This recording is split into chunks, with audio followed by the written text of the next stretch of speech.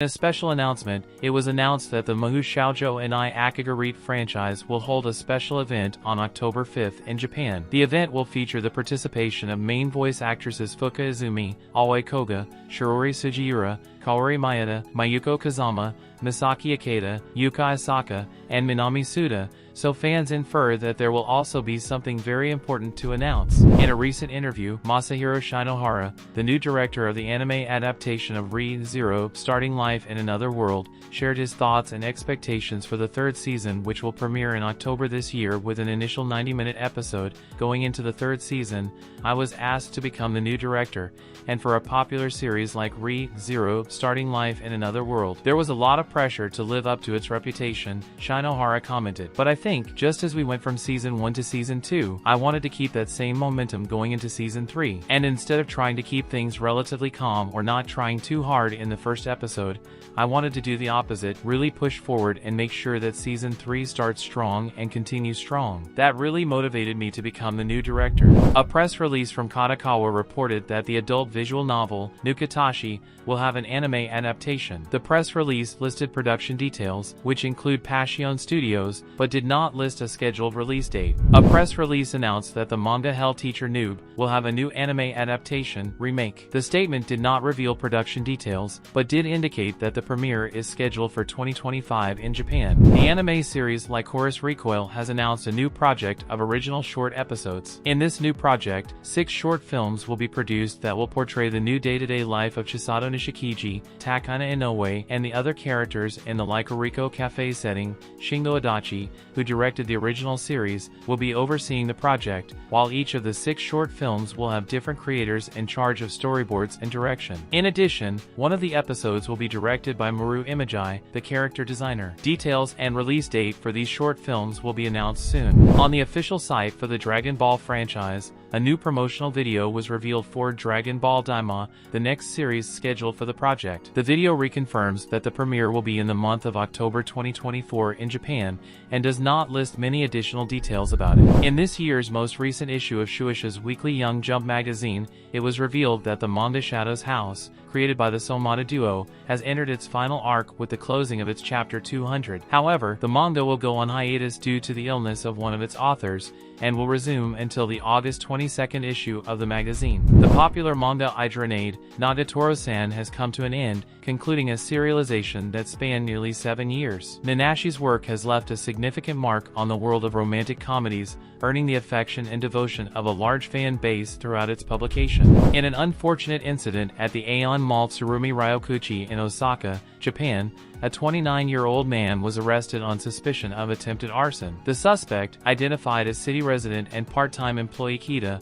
allegedly set fire to a bookstore inside the mall on July 10th. According to reports, Kita attempted to set fire to the bookstore with the intention of distracting employees and customers in order to steal manga books. During the incident, some products inside the store caught fire and the automatic sprinklers were activated, bringing the fire under control quickly. Kita partly denied the allegations, stating, "I was not trying to set the mall on fire. I wanted a manga. By setting a small fire, I hope to distract the employees and customers so I could steal the book." In recent months, China has been the scene of intense culture-related controversies, anime, comics, and games. In the wake of proposed bans on clothing that harms the Chinese national spirit and the suspension of Japanese anime songs and events, many local fans have expressed their concerns and generated heated debates. Recently, a new controversy erupted on Chinese social media when a fan was kicked out of an anime convention in Jinan, Shandong, for wearing a Nezuko Kamado cosplay from Demon Slayer, Kimetsu no Yaiba, and wearing a kimono.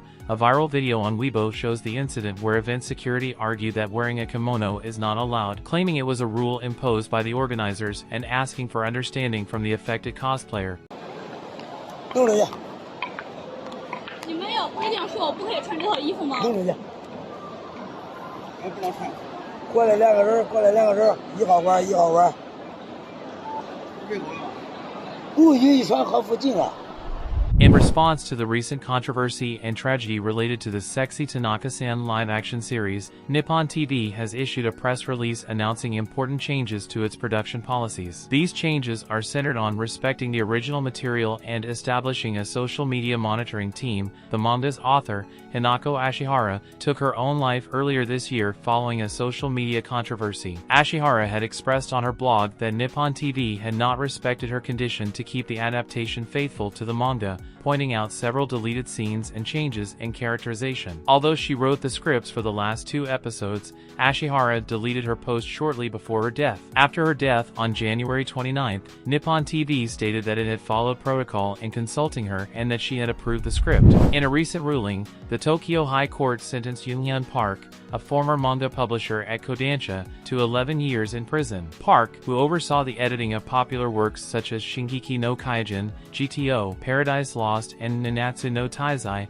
was convicted of murdering his wife 8 years ago at their Tokyo residence. Park, 48, had been accused of strangling his wife, who was 38 years old at the time. Although he defended his innocence by claiming that his wife had committed suicide, the court found his version lacked credibility. The Tokyo High Court judge stated that the evidence at the crime scene supported the initial verdict of murder, indicating that there were no irregularities in the first instance conviction. On the official site for the new anime adaptation of Ranma 1/2, the first promotional video of the project was revealed. The video confirms that MAPPA Studios is in charge of the project, that the premiere is scheduled for October 5th in Japan, and that the voice cast of the original series is returning for this remake. Last July 21st, popular gravure model and cosplayer Inako revealed her impressive annual income on Nippon TV's Jairetsu no Dikairu Sudanjo, surprising everyone by confessing that her income has exceeded 100 million yen, around $642,000, annually for 3 consecutive years since 2021. Inako explained that her income comes from various sources, between 40% and 50% from commercials, 30% from photobook and product sales,